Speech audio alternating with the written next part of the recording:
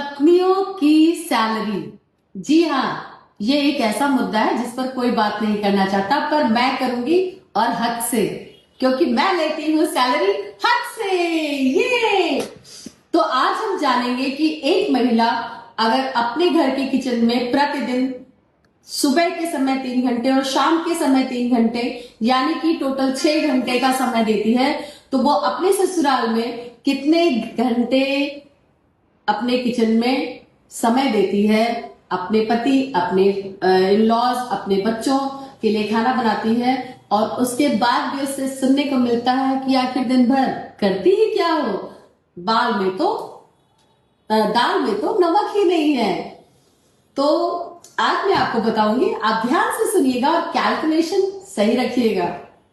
एक स्त्री यानी अगर 25 साल की उम्र में अगर वो विवाह कर ससुराल जाती है, तो वहां पर अगर पर डे 6 आवर्स वो किचन में समय दे रही है, तो यकीन मानिए 76,650 घंटे का समय उसने अपने उस अंतराल में दिया। उस जीवन काल में अपने किचन को यह समय उसने दिया। बात अगर करते हैं दिन की, तो टोटल गुणन आता है 12,775 डेज, यानी कि घंटे 76,650 आए थे, और दिन की अगर हम गिनती करें तो 12,775 दिन।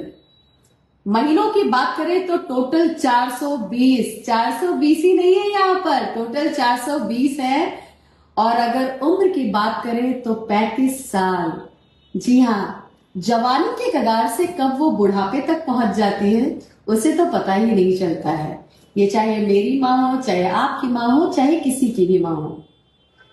अगर हम घंटों की बात करें, जैसा कि मैंने आपको पहले ही बताया था, तो हम उसमें देते हैं 76,650 घंटे। इसके बाद टोटल अगर हम इसका निकालते हैं, तो अगर उस महिला की पर मंथ की सैलरी बनाई जाए 10,000 के हिसाब से, यानी कि एक महीने में अगर उसकी 10,000 सैलरी बनाई जाए, अगर वो कहीं बाहर जॉब करती है, तो यहां पर मैं बात घर की नहीं कर रही हूं, बाहर की कर रही हूं। अगर वो महिला घर के साथ साथ बाहर भी संभालती है और वही इनकम वो बाहर से बनाती है, तो आप सोचिए पूरे उस टाइम पीरियड में वो 42 लाख रुपए सिर्फ खाना बनाकर कमा सकती है। जी हाँ, तो आपको जो ये लगता है ना कि 50 लाख का आपने मकान बनाया है, आपने नहीं बनाया है, आपने कमाया है, उसने बनाया है। जिसे आप हमेशा कहते हैं कि आखिर घर में पड़े पड़े करती क्या हो। और ये तो बात सिर्फ खाना बनाने की 6 घंटों की है, अभी तो लिस्ट बहुत लंबी है।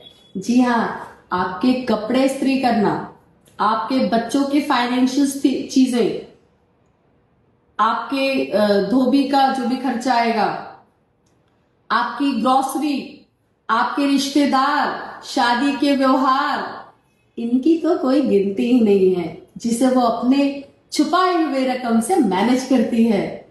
तो अगली बार मत पूछिएगा कि आखिर करती ही क्या हो, क्योंकि अगर उसने अपनी लिस्ट थमा दी तो आप नहीं कर पाएंगे उसकी इच्छाओं की भरपाई। Thank you.